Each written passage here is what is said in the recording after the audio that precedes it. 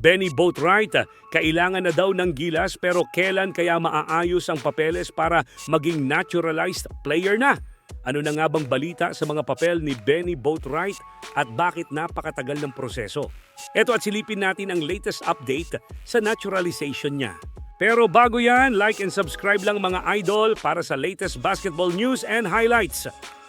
Mainit pa rin ang usapin sa mga nagiging problema ng Gilas para sa naturalized player na gagamitin para sa unang laban nila sa FIBA World Cup Qualifiers. Matapos i-anunsyo ni Coach Tim na magsisimula ang official practice ng Gilas sa November 18, 10 days yan bago ang laban nila sa bansang Guam.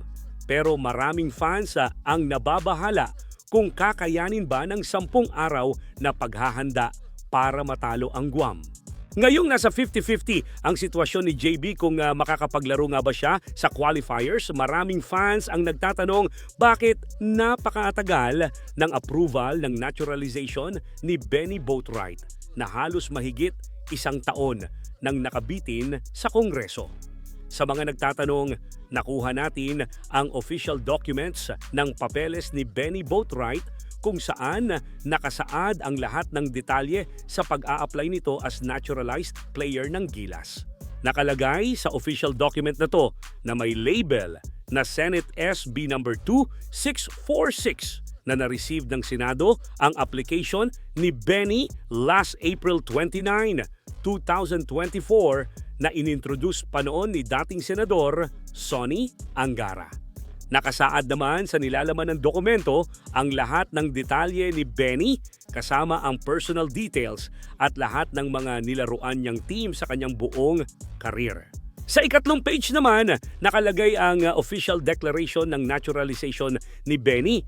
Pero kapansin-pansin yung statement sa baba under Section 4 or yung effectivity na tinatawag wherein sinasabi na this act shall take effect immediately upon publication in the official gazette or in at least 2 newspapers of general circulation. Tapos sa baba may nakalagay na word na approve. Hindi lang natin alam kung ano ang ibig sabihin ng word na approve sa baba, pero pwedeng approval lang ng mga documents ni Benny or pagkaka-receive lang. Pero kung pagbabasehan ang date, almost a year and a half na palang nakapending ang application niya sa Senado.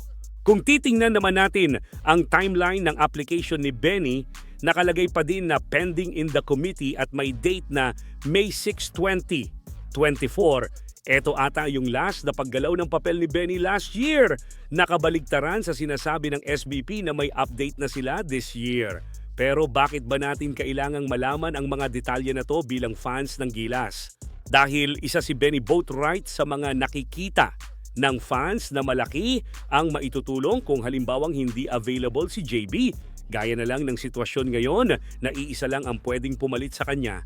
At yan si Angelo Kwame. Pero what if hindi need ni Coach Tim ng big man dahil sina Kai, QMB at Edu lang ay sapat na para imando ang front court. Plus the fact na Kwame is playing legit center which will crowded the position of Edu and Kai, and para sa akin baka mabangko lang si Kwame if ipipilit lang siya ipasok with healthy Kai, QMB at Edu sa low post. Unlike Benny who can play multiple positions, 3, 4, 5 positions ang pwedeng ilaro ni Benny considering na 6'10" pa siya. Unlike Kwame na iisang position lang ang kayang ilaro. But of course, still respect kay Kwame. Pero parang mas kailangan talaga natin ng isang Benny Boatwright who can play multiple positions na bagay sa sistema ni Coach Tim.